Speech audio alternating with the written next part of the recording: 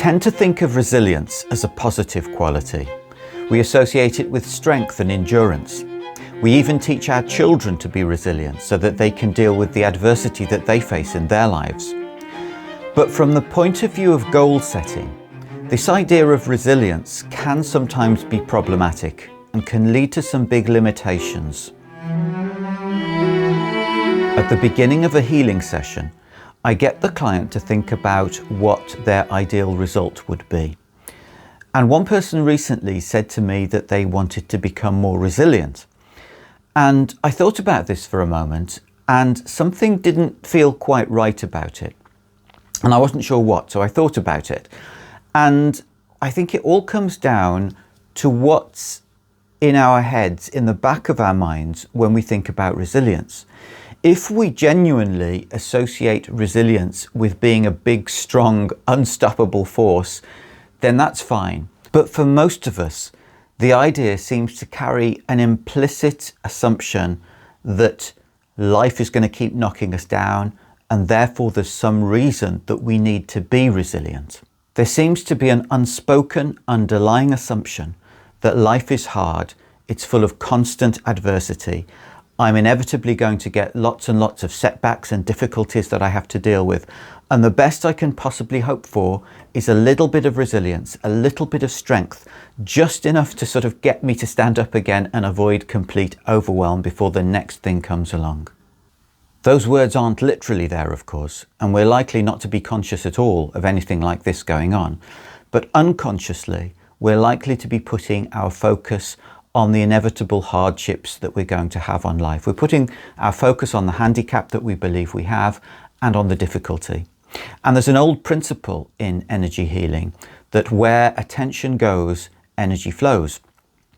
And if we're putting our attention, even unconsciously, it's actually even more powerful when it's unconscious, on the negative, on the difficulties, then we're not really optimizing our chances of success with healing or with anything else.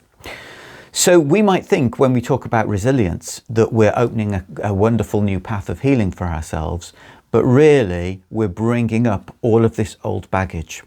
But what if we really are feeling like that? What if we really are feeling like life's throwing all sorts of stuff at us and we actually just need a little bit of help and a little bit of strength to get to the next day? That's a perfectly legitimate thing. It's a situation that we can often find ourselves in. In that sort of situation, it's probably even more important to focus on the positive, because the negative is already there, it's all around us, so it's probably actually much more difficult to break away from it. We're probably dwelling on that all of the time, whether we realize it or not. So in that sort of situation, what we would do typically is look beyond the immediate next step. We would look beyond coping with the next problem, because if we do that, we're just putting our focus on that and giving it more power. What we want to do is look at what our life's going to be like when we become resilient, after we've got that resilience. The resilience isn't the goal. The resilience is the means to get to where we want to be.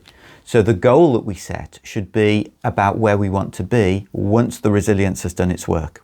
How will our day-to-day experience be different? Maybe we'll be sailing through life joyfully and feeling full of vitality and joy, whatever is going on.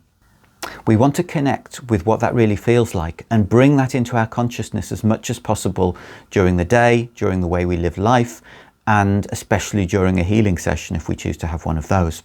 Because if this is what we're ultimately after, let's go straight for it rather than focusing on some intermediary step of dealing with the adversity and the difficulties. We've already given those enough attention.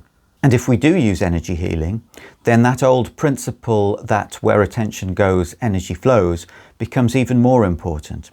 Because when we fix our goal at the start of an energy healing session, the goal that we fix directly influences the sorts of imbalances that come up to be released.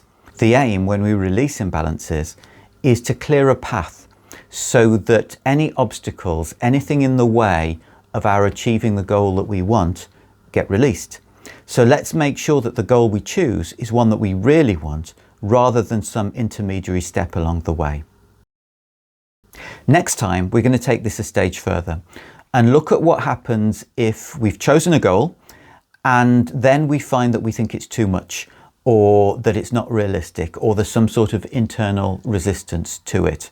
What can we do then to stop that resistance getting in the way of what we actually want? But for now, I'm going to leave you with some wise words that you might hear if you go to an opera.